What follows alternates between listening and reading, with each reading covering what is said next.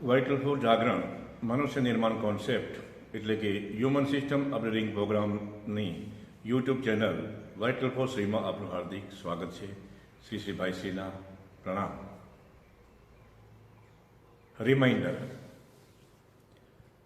આપણે કોઈ પણ કાર્યને યાદ કરવા માટે ઘડિયાળમાં એલાર્મ મૂકીએ છીએ, રિમાઇન્ડર મૂકીએ છીએ, જેનાથી આપણે ખ્યાલ આવે કે આપણે કોઈ ચીજ યાદ આવી જાય. તો આપણે વ્યવહારની અંદર તો ઘણા બધા કામોની આપણે રિમાઇન્ડર રાખતા હશું, મોબાઈલમાં યા તારીખમાં લખી નાખી યા ગમે એવી ઉપાય કરતા હશું કે ભાઈ આપણે અમુક દિવસે અમુક ટાઈમે અમુક કામ યાદ આવી જાય. કોઈકને ઘરમાં કહી દઈએ કે તમે મને યાદ કરાવજો, યા આપણે કોઈ તારીખમાં નોટ લખી નાખીએ, યા મોબાઈલમાં કશુંક નાખી દઈએ, વગેરે વગેરે વગેરે રિમાઇન્ડર.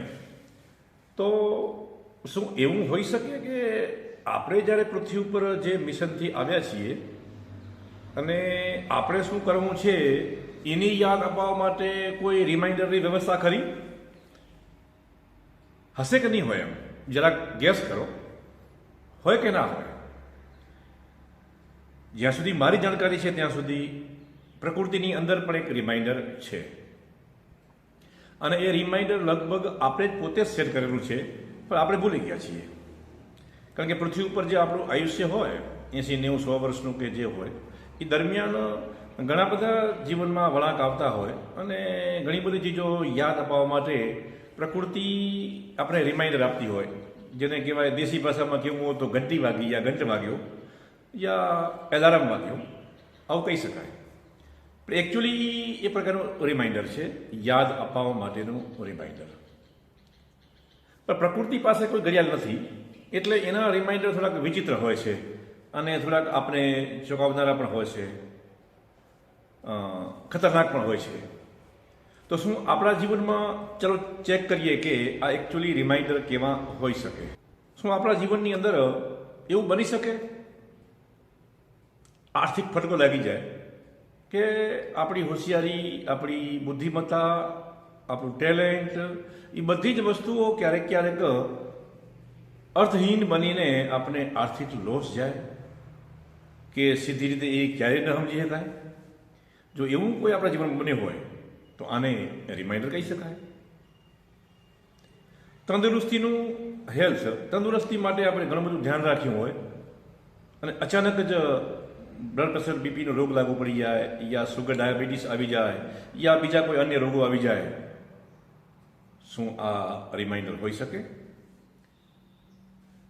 ઘરની અંદર આપણો દેખીતો કોઈ વાંક ગુનો ન હોય છતાંય આપણે લોકો ઇગ્નોર કરે અને આપણી સાથે અણબનાવ બની જાય અને ઝઘડો પણ થઈ જાય અને સંબંધોમાં દરાર આવી જાય, જેની અંદર ક્યાંય સીધી રીતે આપણો કોઈ વાંક હોતો નથી અને સંબંધો બગડી જાય અને એનો બ્લેમ આપણી ઉપર આવે. શું આવું તમારી સાથે બન્યું છે? પરિવારમાં અને સમાજમાં વગર કારણે લોકો તમને તમારી ફિલ્મ ઉતારે, તમારી પટ્ટી પાડે અને તમને એક મિનિંગલેસ સમજવા માંડે, જેનું દેખીતું કોઈ પણ કારણ ન હોય, અને તમે અપમાનિત થવું પડે. શું આવું તમારી સાથે બને છે?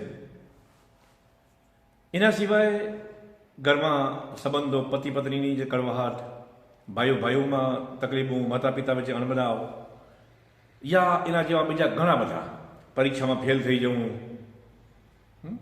અચાનક જ એક્સિડન્ટ થઈ જવું અને પાછું બચી જવું,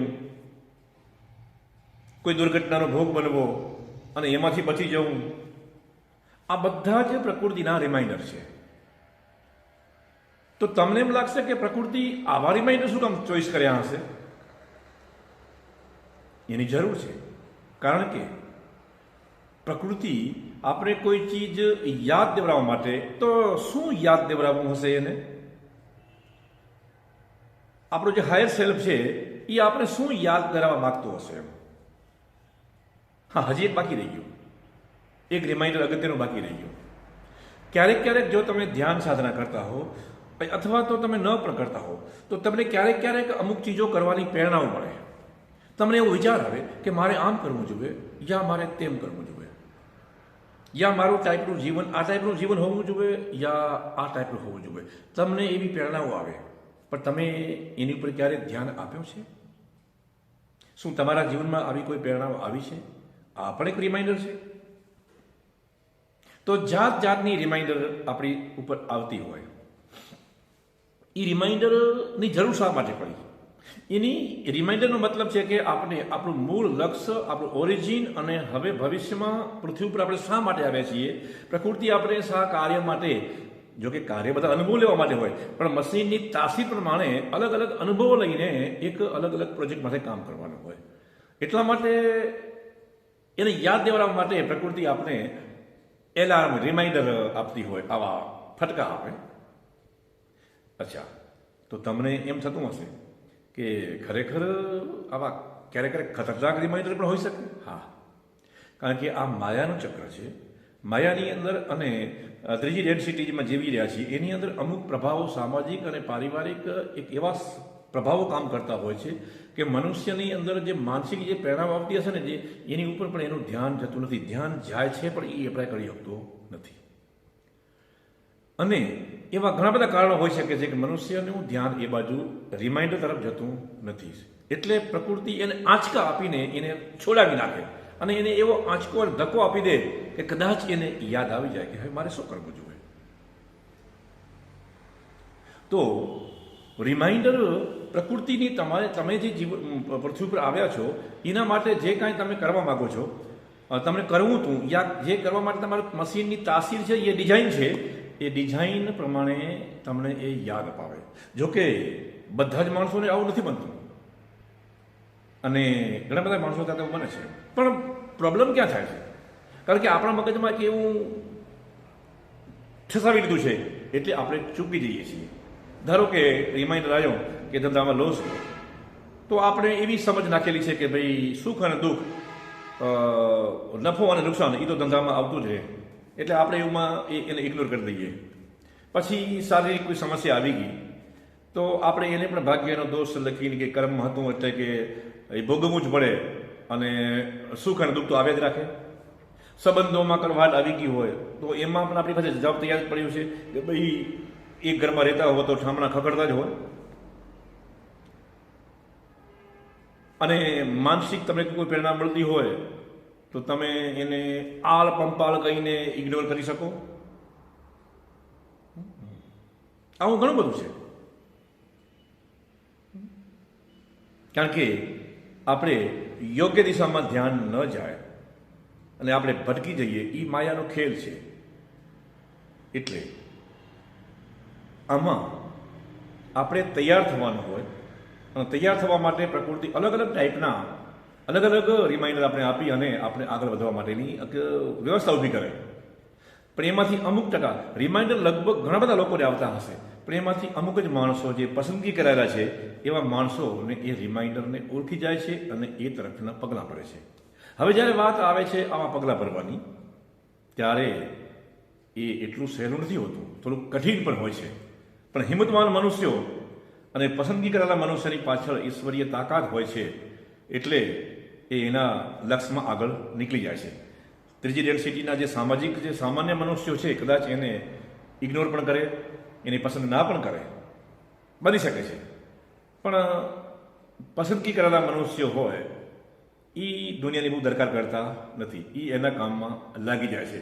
દુનિયા ક્યારેક એને પસંદ કરતી હોય, ક્યારેક ન પસંદ કરતી હોય. અમુક લોકો એને પસંદ કરતા હોય, અમુક લોકો એને પસંદ ન કરતા હોય, એ જે હોય તે.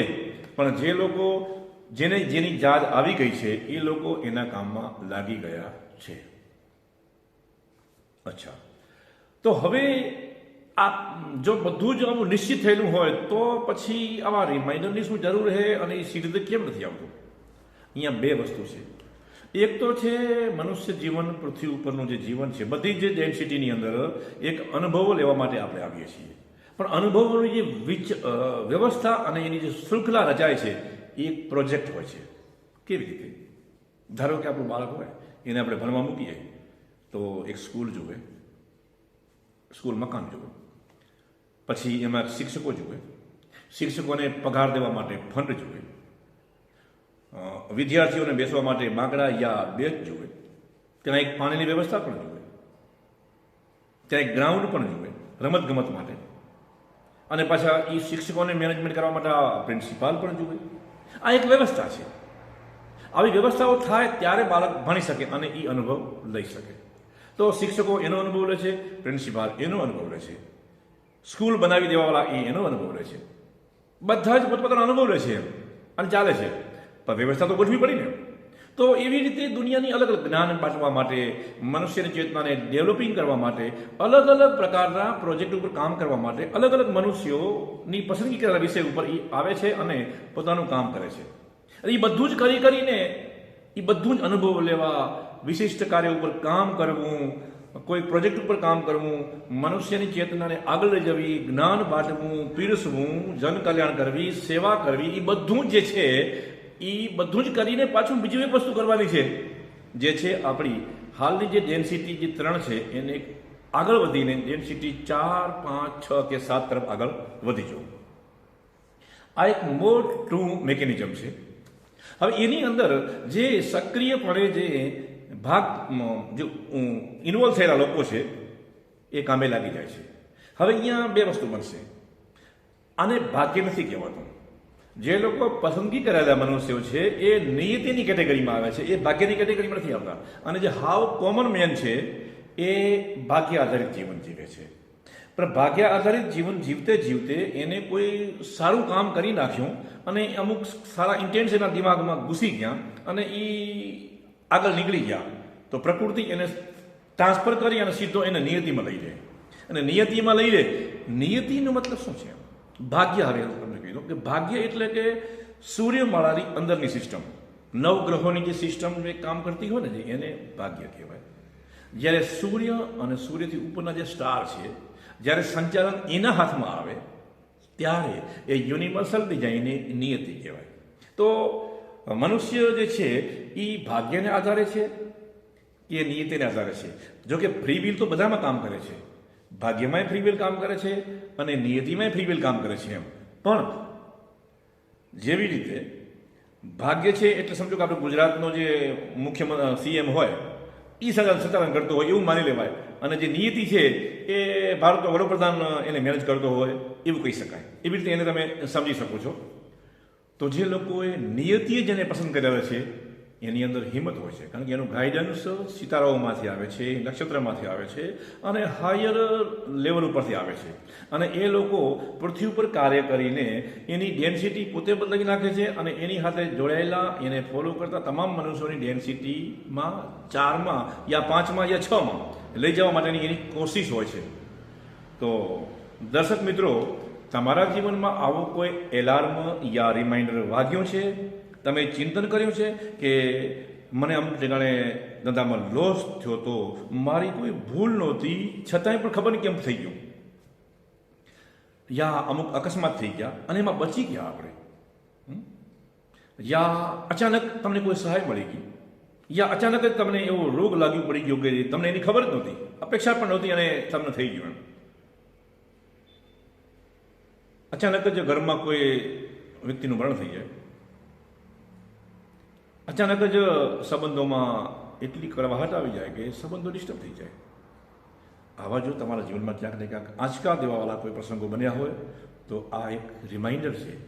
આ રિમાઇન્ડર નિયતિ તરફથી આવે છે, સિતારાઓમાંથી આવે છે, તમને તમારી યાદ દેવડાવવા માટે કે તમે પૃથ્વી ઉપર શું કરવા આવ્યા છો, જે કરવા આવ્યા છો એ કામ તમે શરૂ કર્યું કે હજી નથી કર્યું. બસ એક તક છે. નીતિ એનું કામ કરે છે, ફ્રી વિલ તમારું કામ કરે છે. તમે જો એ ચુનાવ કરશો અને એ પકડશો એને અને જો કામે લાગશો તો ઉપલા ગ્રેડમાં તમે ઓટોમેટિકલી ચડતા જશો. અને જો તમે એ રિમાઇન્ડરને અવગણી અને જો તમે જીવન જીવવાનું શરૂ કરશો તો પ્રકૃતિ તમને બીજા સમયોની અંદર, બીજા જન્મોની અંદર તમને નિયતિમાં ઉઠાવીને પાછા ભાગ્યમાં નાખશે. એટલે જે હાયર જે સત્તાઓ છે, ઊંચીની સત્તાઓ છે, એનું સંચાલન જે તમારા કોઈ હાથમાં લીધું હતું એ છૂટી જશે અને નીચલી સત્તાઓના હાથમાં આપી દેશે. તો દર્શક મિત્રો, તમે આ ગૌર કરજો અને જીવનમાં લાગી જજો ખોજ માટે કે તમે શું કરવા આવ્યા છો. ત્રીજી ડેન્સિટીને સંબંધો, પરિવાર, પરિવાર, સમાજ યા ગાડી બંગલા પૈસા એ બધાની એક જરૂરિયાત છે, પણ એનું એક જ લિમિટેશન છે. એ લિમિટેશનને તમે સમજી અને તમે ચુનાવ કરી અને તમે તાસીરને જુઓ કે હું શું કરી શકું એમ છું પૃથ્વી ઉપર, એ તમારે કરવાની શરૂઆત કરી દેવી જોઈએ. અને એને માર્ગદર્શન ચીંધવા માટે વાઇટલ ફોર જાગરણ હ્યુમન સિસ્ટમ અપગ્રેડિંગ પ્રોગ્રામ શ્રી ભાઈસી દ્વારા ચલાવવામાં આવતા સેમિનારો તમને પૂરેપૂરું ગાઈડન્સ આપે છે.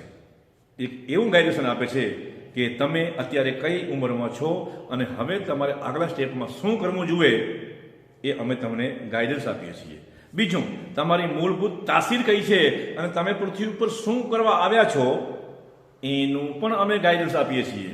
તો દર્શક મિત્રો, ખરેખર આ વિડીયો જે લોકો જુએ છે એ વધુમાં વધુ શેર કરે અને વધુને વધુ જે લોકોના જિંદગીમાં રિમાઇન્ડર આવી ગયા છે, ઘંટ વાગી ચૂક્યા છે, એ લોકોને અમે બીજો એક ઘંટ વગાડીને એને યાદ દેવડાવવા માગીએ છીએ કે તમને તમારી યાદ આવે છે. અને જો એમની યાદ દેવડાવવામાં અમે સહભાગી બનીએ છીએ, સહાય કરીએ છીએ કે માંડ તમને તમારી યાદ આવી જાય. આ વિડીયાને વધુમાં વધુ શેર કરજો, સબસ્ક્રાઈબ કરજો અને લાઈક અને કોમેન્ટ કરજો કે જેનાથી એક નવા વિડીયો બની શકે અને હું લોકોની વધુ સેવા કરી શકું. ધન્યવાદ. ફરી મળશું.